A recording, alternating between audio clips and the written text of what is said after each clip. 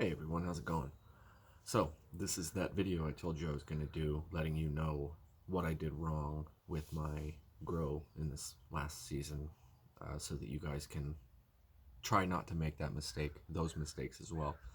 The uh, the first problem, and it was pointed out immediately by one of my viewers, was that I had the plants in cloth pots on the patio, and the heat that was bouncing off of the concrete from the sun was heating those pots too much.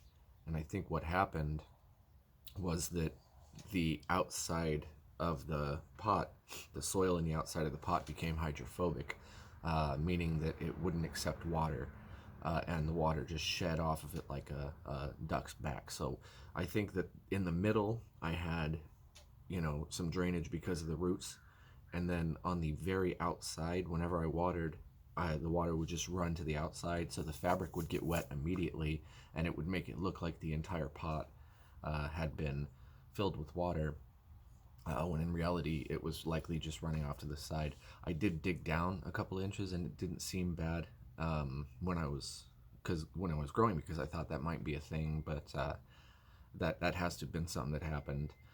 Which also means that the roots that were getting close to the outside of the pot would have dried out and died, and that's not what you want for a strong plant.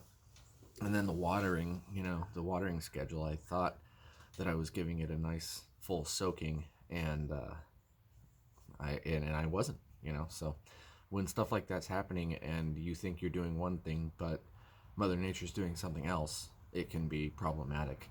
So always make sure that you are checking to see if your soil's actually accepting the water, because sometimes it doesn't.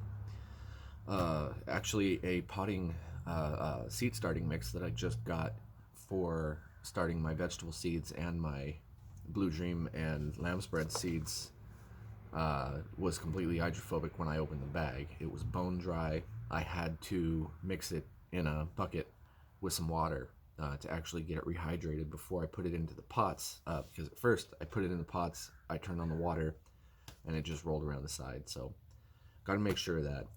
But I think that the biggest problem, again, that soil that I got was garbage, but it was also planting soil, which is different than potting soil, which is something that I didn't really think about until it was now. And I did some reading and realized that that was my mistake.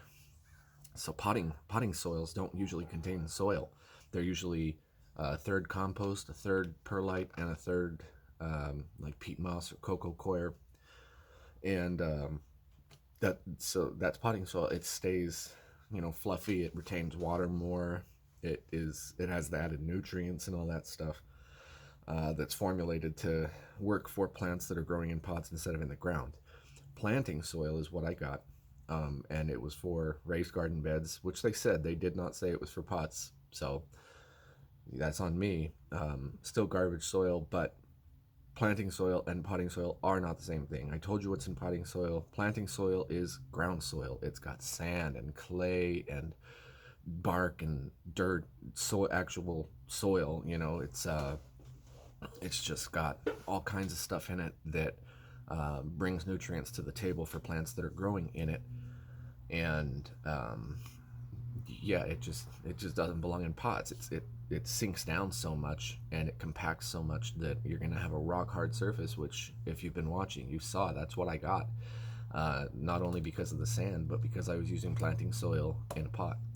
So those are the three things that I can think of that I didn't do properly. The genetics were fine, and so just make sure that you are paying attention to outside factors like temperature and watering.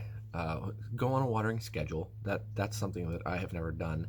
I usually just look at the plant, and if it looks like it needs water, I give it water, and then I feed it, however often, once a week, maybe with certain things, and all that. The nuke heads, I'm gonna feed it.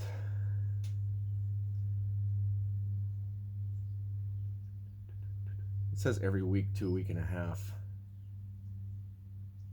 So yeah, I will probably be doing it every week and a half through veg and flowering. and you guys will see that. I've got seeds planted now in that soil I just told you about, the seed starting potting soil, and they're under lights in my house. And yeah, as soon as they sprout, I'll start recording the plants so you guys can see their journey. And then next month I'll be picking up some autoflower seeds, and I will be starting those off soon thereafter as well. So stick around, and if you have any questions about what I said, put them down below. Maybe I can answer them because I went through it. So talk to you guys later.